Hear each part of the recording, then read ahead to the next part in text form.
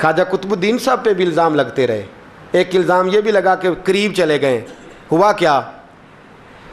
جب بادشاہ مرید ہوا تو کہنے لگا حضرت جی میں نے بادشاہی نہیں کرنی, میں نے اب خانقاہ میں رہنا ہے. تو فرمایا بیٹا تو چھوڑ دے گا تو کوئی ظالم بیٹھ جائے گا. تو حضور پھر کیا حکم ہے؟ فرمانے لگے تو نے کرنی ہے. تو کہا حضور آپ وہ کہاں ہوتے ہیں, میں کہاں ہوتا ہوں, دل ہی نہیں لگتا. تو آپ فرمانے لگے میں ڈیرا اٹھا کے تیرے قریب لے آتا ہوں. خواجہ صاحب 1 کلومیٹر کے فاصلے پر ڈیرا اٹھا کے لے آئے. فرمانے لگے میں تیری تربیت کرتا رہوں گا, تو مخلوق کا بھلا کرتے رہنا. صلی اللہ علیہ, تو حضور کی امت کا اللہ اکبر. وہ قریب, اس وقت بھی لوگوں نے بڑی باتیں کی کہ دیکھو جی بادشاہ تھا نا تو پیر صاحب ہی نیڑے آ گئے. لوگ دیکھتے نہیں کہ اصل بات کیا ہے. خیر وقت گزر گیا, بادشاہی مرید ہو گیا, تو پھر دلی سارے میں اسلام, اتنا عدل انصاف, ہندوؤں کو بات پسند نہ آئی. انہوں نے کچھ مسلمان خرید لیے. سلطان شمس الدین التمش بیٹھا ہے دربار میں, جاگ رہے ہیں نا آپ لوگ, سب کہیے صلی اللہ علیہ. بڑی غور سے سننے والی بات. ایک دن سلطان شمس الدین تمش دربار میں بیٹھا ہے, قاضی عدالت بھی بیٹھے ہیں, مقدمات سنے جا رہے ہیں. باہر سے رونے کی آواز آنے لگی, چیخنے چلانے کی. بی بی بیان کر رہی, کیا ہو گیا کیا ہو گیا. وہ ٹال لگے ہوتے تھے بادشاہوں کے, وہ بجنے لگے, زور ہونے لگا. بادشاہ نے کہا اس فریادی کو جلدی بلاؤ. وہ اندر عورت آئی تو چیخ چیخ کے رو رو کے اس نے اپنے کپڑے پھاڑ پھاڑ کے, برا حال, 2 مہینے کا بچہ. لوگ اس کی آہو زاری پر اس کی طرف متوجہ. بی بی کیا ہوا, پانی پلاؤ بٹھاؤ, یہ کیا ہو گیا. کہنے لگی لٹ گئی, عزت برباد ہو گئی, تباہ کر دی گئی. میں کیا ہوا؟ کہنے لگی بادشاہ ایک شخص میرا غیر شرعی خامند بنا, پھر مجھے حمل ہوا, پھر میری گود میں یہ بچہ ہے 2 مہینے کا. اب گئی ہوں تو وہ کہتا ہے کہ میرا تو تیرے سے تعلق ہی کوئی نہیں. بادشاہ کہنے لگے یہ سلطان شمس الدین تمش کی جگہ ہے, اور میں نے رسول اللہ صلی اللہ علیہ وسلم کے دین کے مطابق حکومت استوار کی ہے. کون ہے جو تیرے ساتھ؟ ابھی گردن نہ کاٹ دوں گا, بات کر کون ہے. کہنے لگی تو کچھ بھی نہیں کرے گا, کوئی کچھ نہیں کر سکتا. لوگ کلمے چھوڑ کے بیٹھ گئے, توجہ ادھر ہو گئی. پراپوگنڈے بڑا اثر کرتے ہیں معاشرے پہ. رنگ ایسا عجیب ہے, انداز ایسا عجیب ہے. فرمایا بات تو کر. اس عورت کی آواز گونجی تو حالات ہی خراب ہو گئے. کہنے لگی بادشاہ حوصلہ پیدا کر سننے کا. کہا تو بات کر. کہنے لگی میرے گود میں جو بچہ ہے یہ قطب الدین بختیار کاکی کا ہے, یہ تیرے پیر کی ناجائز اولاد ہے. اٹھاؤ, پروفیسر سلیم چشتی نے PhD کی ہے, وہ لکھ رہے ہیں اس واقعے کو. تیرے پیر کا ناجائز بچہ ہے. ہاتھ کانپنے لگے بادشاہ کے. کہنے لگے یا اللہ کبھی تو قیامت برپا کر دے تو معاملہ ٹھیک ہو جائے, میں تیری زبان کھینچ دوں گا تیری گرد. تو نے بات کیسے کی؟ کہنے لگی میں نے کہا تھا نا تیرے اندر حوصلہ نہیں, میری عزت تار تار ہو گئی اور تو پیر بچا رہا ہے. اللہ اکبر. سلطان شمس الدین تمش آسمان کی طرف دیکھ کے کہنے لگے مولا مجھ مجرم کو جس کی برکت سے اٹھا کے تو نے مسجد میں پہنچایا, آج مجھے تو نے کس امتحان میں ڈال دیا. یہ کیا رنگ تو نے زندگی کا بنایا ہے. کہنے لگی بلا اسے, اڑاب گردن. اللہ اکبر. خواجہ قطب الدین بختیار کاکی, ذرا اس جگہ پہ اپنے آپ کو کھڑا کر کے دیکھ میرے دوست. جو شخص دلی کے بازار میں نکلے تو دکانیں بند ہو جائیں, عورتیں گھروں میں گھس جائیں, جس کے نام پر چرچے ہوں دین کے, وہ شخص لاٹھی ٹکاتا ٹکاتا. عرس منانے آسان ہے, ڈھول ڈمکے کر کے گھروں کو جانا آسان ہے, پر ذرا ان کی راہوں کا مسافر تو بن انہوں نے انداز کیا اختیار کیا ہے. حضرت خواجہ قطب الدین بختیار کاکی, خبر پھیل گئی. اتنی شہرت پاکیزگی کی نہیں ہوئی تھی جتنی اس جرم کی ہوئی. لاٹھی ٹکاتے ٹکاتے جب پہنچے نا بادشاہ کے دربار میں, بادشاہ اٹھنے لگا, قاضی اٹھنے لگا, لوگ اٹھنے لگے, تو قطب الدین بختیار کاکی کی آنکھوں میں آنسو آئے. مانے لگے بیٹو بیٹھ جاؤ, آج میں پیر بن کے نہیں آیا, میں مجرم بن کے آیا. اور کہا میرے مالک کا انصاف بھی دیکھو, دلی کا پیر آج دلی کی عدالت میں اپنے نا کردہ جرم کی صفائی دینے آیا ہے. بڑی لاٹھی پہ ٹیک لگائی. دلی کی گلیاں بھی روتی ہیں کہ یہ کیا رنگ, اللہ یہ تیرا کیا رنگ ہے. یہ تے میں گڈی تے ہاتھ ڈور سجن دے, ਉਹ ਜਿੰਜ ਰੱਖੇ ਉਂਝ ਰਹਿਣਾ, ਵਾਜਬ ਨਹੀਂ ਜੇ ਵਿੱਚ ਸ਼ਰੀਅਤ, ਮੰਦਾ ਖਸਮ ਨੂੰ ਕਹਿਣਾ, ਇਹ ਤਨ ਮੇਰਾ ਕੰਗੀ ਹੋਵੇ, ਮੈਂ ਜ਼ੁਲਫ ਸੱਜਣ ਦੀ ਵਾਵਾਂ, ਪੋਸ਼ ਮੇਰੇ ਦੀ ਜੁੱਤੀ ਬਣ ਜਾਏ, ਮੈਂ ਯਾਰ ਦੀ ਕਦਮੀ ਆਵਾਂ, ਮਾਰੋ ਮਾਰੋ ਮੈਨੂੰ ਮਾਰ ਮੁਕਾਓ, ਕੋਈ ਯੂਜ਼ਰ ਨਾ ਪੇਸ਼ ਲਿਆਵਾਂ, ਜੇ ਸੋਹਣਾ ਹੀ ਮੇਰੇ ਦੁੱਖ ਵਿੱਚ ਰਾਜ਼ੀ, ਜੇ ਸੋਹਣਾ ਹੀ ਮੇਰੇ ਦੁੱਖ ਵਿੱਚ ਰਾਜ਼ੀ, ਤੇ ਮੈਂ ਸੁੱਖ ਨੂੰ ਚੁੱਲ੍ਹੇ ਡਾਵਾਂ, ਪਰ ਯਾਰ ਫਰੀਦਾ ਜੇ ਕਦੀ ਮਿਲ ਪਏ ਸੋਹਣਾ, ਯਾਰ ਫਰੀਦਾ ਜੇ ਕਦੀ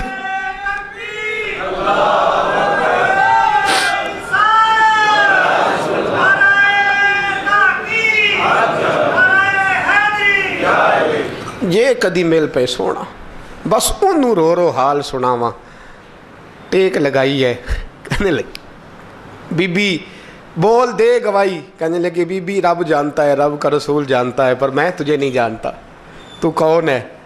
कहने लगी अच्छा, वो लोगों को भेज के तहज्जुद के बहाने पिछले दरवाजे मुझे अंदर बुलाना, रब तेरा भूल जाना।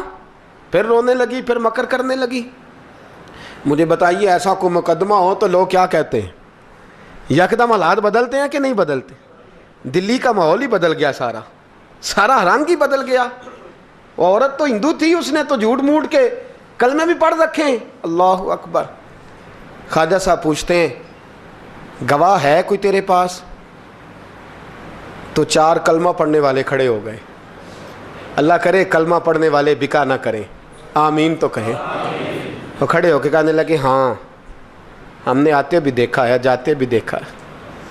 ख्वाजा कुतुबुद्दीन साहब ने नज़र उस्मान की तरफ उठाई, कहने लगे अच्छा जो तेरी मर्जी,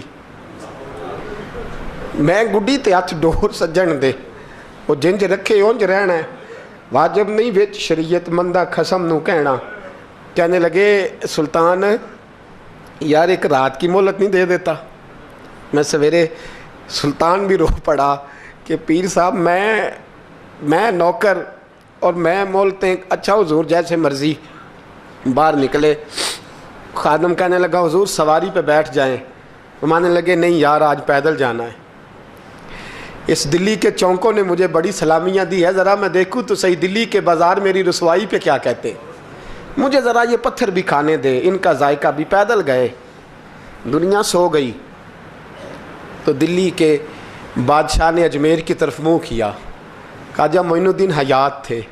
बेखबर हो जो ग़ुलामों से वो आका क्या है, बेखबर हो जो ग़ुलामों से वो मुँह किया। कहने लगे मोइनुद्दीन मैं कोई लवारस तो नहीं ना, मैं कोई लवारस हूँ कि यहाँ जो मेरे साथ मर्ज़ी हो जाए।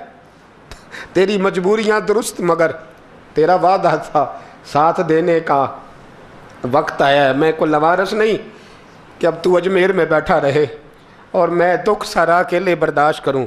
बुढ़ापे का मुझे भी पता है, कमज़ोरी का मुझे भी पता है, ज़ोफ़ का मुझे भी पता है, पर तत्ती थोड़े थकड़े खानदड़ियाँ, मैं भी तो तेरे नाम तो मुफ्त भी खानदड़ियाँ। मुझे भी तो पता है ना मनम गुलाम ने अली हैदरी यम कादरी यम तमज़ अहमद रज़ा खामी ज़नम। मैंने भी तो अपना नाम नहीं ना जपा, तेरा ही जपा है सारी ज़िंदगी। ये लफ्ज़ कहे, कहते मैं रोया।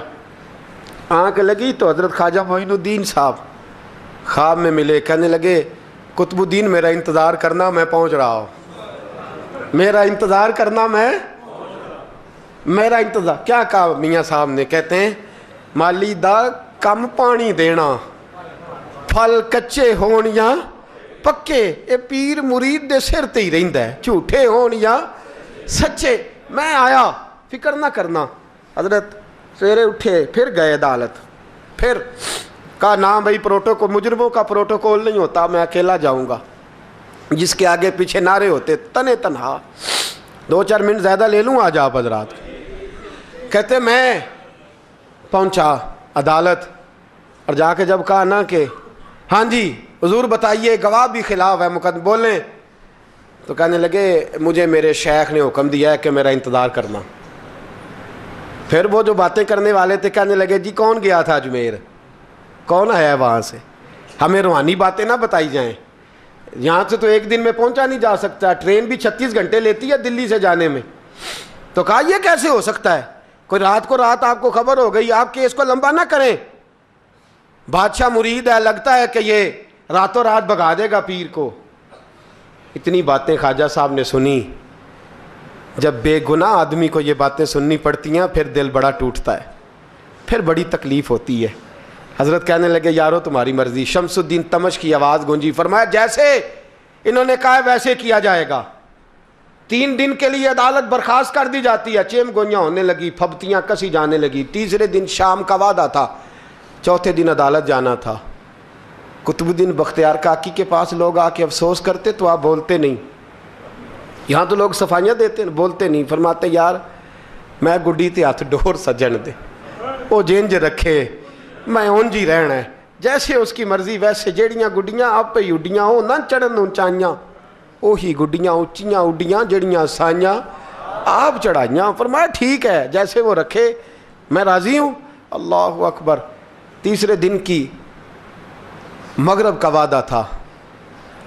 جب مغرب کا سورج ڈوب گیا نا, بڑے قافلے اجمیر سے آئے پر معین الدین نہ آیا. وعدہ کیا تھا یار نے آؤں گا دن ڈھلے.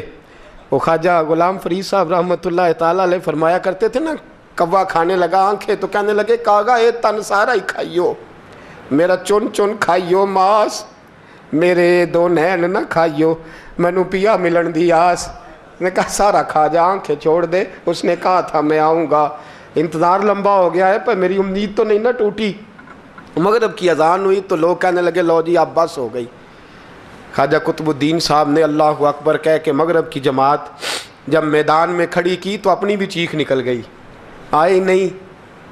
لیکن جب نماز کا سلام پھیرا تو خواجہ معین الدین صاحب کی 2 رکعتیں ابھی باقی تھیں. خواجہ صاحب پیچھے نماز پڑھ رہے ہیں, سلام پھیرا اور نماز کے بعد جب اٹھے نا تو خواجہ صاحب کے سینے کے سینہ لگا. تو کہا حضرت جی میں شہزادہ تھا, آپ نے کہا تھا خشک روٹی کھانا تو میں نے خشک کی کھائی ہے, آپ نے کہا تھا فاقے کرنا تو میں نے کیے ہیں, آپ نے کہا وطن واپس نہیں جانا تو میں نہیں گیا. حضور اس امتحان کا آپ نے بتایا ہی نہیں تھا, یہ مجھے بتا جاتے اب اس سفید داڑھی سے میں جواب دیتا پھروں.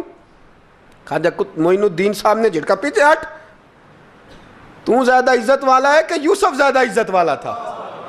تو زیادہ مقام والا ہے کہ عائشہ زیادہ مقام والی تھی؟ چپ کر, یہ کچھ صوفیاء کا طریقہ ہے, چپ کر. عرض کی حضور غلطی ہو گئی, میں پہلے نہیں رویا, تو ملا ہے تو رویا ہو.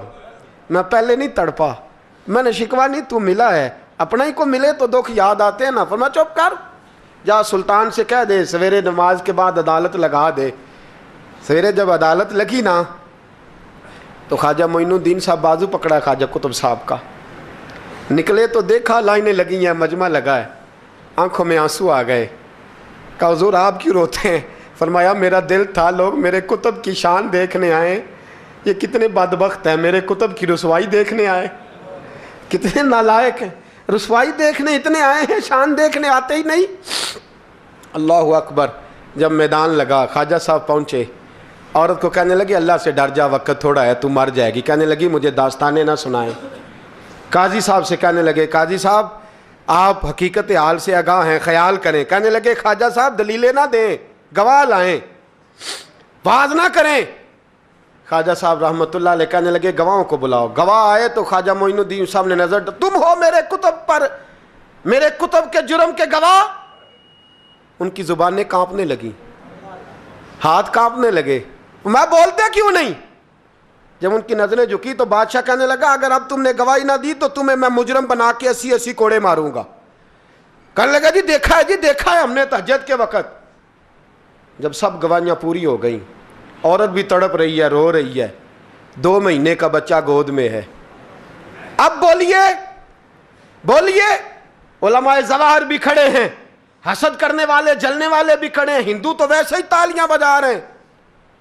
اجمیر کا بوڑھا, اور یہ آخری پھیرا تھا خواجہ معین الدین کا دلی میں. اس کے بعد ظاہراً دوبارہ نہیں آئے. اٹھے لاٹھی ٹکاتے ٹکاتے اور میدان کے اندر جا کے نا, بڑے میدان میں مجمع تھا, سر سجدے میں رکھا. کہنے لگے یا اللہ میں ہندوستان مرضی سے نہیں آیا, تیرے رسول کا بھیجا آیا ہوں. پھر اٹھے اور کہنے لگے مولا تیرے نبی کا فرمان ہے کہ میری امت کے علماء بنی اسرائیل کے نبیوں کی طرح ہوں گے. اگر یوسف کے لیے بچہ بول سکتا ہے تو میرے کتب کے لیے بھی بولنا چاہیے. اگر یوسف علیہ السلام کے لیے بول سکتا ہے تو میرا قطب الدین بھی سچا ہے. اس کے لیے پھر اٹھے, اس بی بی کی طرف بڑھے. لوگ کہنے لگے نہ جانے اب کیا ہوگا. جب اجمیر کے بادشاہ نے, عطا رسول نے, ہند الولی نے, امام الاولیاء نے کپڑا کھینچا اور کہنے لگے وہ بچے تو جانتا ہے نا تیرا باپ کون ہے, 2 مہینے کا بچہ. جب نانا بولا تو بی بی کہنے لگی اب کیا کر رہے ہو, بچے بھی کبھی بولے ہیں. میں بی بی چپ کر, ان اللہ علی کل شیء قدیر, میں کمزور رب کا ماننے والا نہیں, قدرتوں والے رب کا ماننے والا ہوں. وہ چاہے تو بچے بھی بولتے ہیں. قرآن کہتا ہے حضرت عیسیٰ بولے تھے انی عبداللہ آتانی الکتاب. مریم بھی تو ولی اللہ تھی, وہ نبی تو نہیں تھی. اگر ولی اللہ بنی اسرائیل کا ہو بچہ بول سکتا ہے, تو اگر ولی اللہ محمد عربی کی امت کا ہو تو بچہ پھر بھی بول سکتا ہے. یوں کپڑا ہٹایا, بچہ بول. 2 مہینے کا بچہ ماں کی گود میں اٹھ کے بیٹھ گیا اور بچہ بول کے کہنے لگا السلام علیکم یا ولی اللہ. جب یہ لفظ ادا کیے تو نعرے لگنے لگے, لوگ رونے لگے. بی بی بے ہوش ہو کے گری, فرمانے لگے مجھے سلام نہ کر, میرے کتب کی بات بتا. کہنے لگا قسم ہے اللہ کی عزت کی, وہ سامنے مجمع جو سردار بیٹھا ہے وہ میرا باپ ہے. قطب الدین تو بے گناہ ہے, قطب الدین تو بے گناہ ہے, میرا باپ تو وہ بیٹھا ہے. یہ قاضی بھی سازش میں شریک ہے. کئی مسلمان خریدے گئے, یہ گواہ خریدے گئے. جب گواہی ہو گئی, بچہ یہ لفظ کہہ کے اللہ اکبر کہتا ہوا پھر چپ کر گیا. خواجہ قطب الدین صاحب کا بازو پکڑا, خواجہ معین الدین صاحب نے مجمع سے باہر نکلے. لوگ کہنے لگے حضور آپ کچھ بولتے نہیں. فرمانے لگے جس نے بولنا تھا وہ بول چکا ہے, جس نے بولنا تھا وہ جو جادو وہ جو سر چڑھ کے بولے. فرمایا تم نے افواہوں پہ نظر رکھی اور میں نے اللہ کی قدرت پہ نظر رکھی. تم نے اس کے کردار کو جھنجھوڑا اور میں نے اس کے کردار کو تعمیر کیا. حضرت سلطان شمس الدین تمش بھی پیچھے دوڑے, کہا حضور کہاں لے جا رہے ہو. فرمایا کتب میرا آیا, میں جمائر ساتھ لے کے جا رہا ہوں. اب میں نے اپنا بچہ تمہارے سپرد, اب میرے پاس رہے گا. تم نے ستایا میری اولاد کو, اب یہ میرے پاس رہے گا, میں نے نہیں تمہیں دینا. لوگ راہیں بچھا کے نظریں بچھا کے بیٹھ گئے, پاؤں میں گر گئے. کہنے لگے حضور ہمارے لیے نہیں, رسول اللہ کے دین کے لیے, ہمارے لیے نہیں, تعمیر شریعت کے لیے, ادائے سنت کے لیے چھوڑ جائیے. خواجہ صاحب کہنے لگے قطب الدین جا, تجھے چھوڑ کے جاتا ہوں, اب قیامت تک کوئی تیری رسوائی کی جرت نہیں کر سکے گا.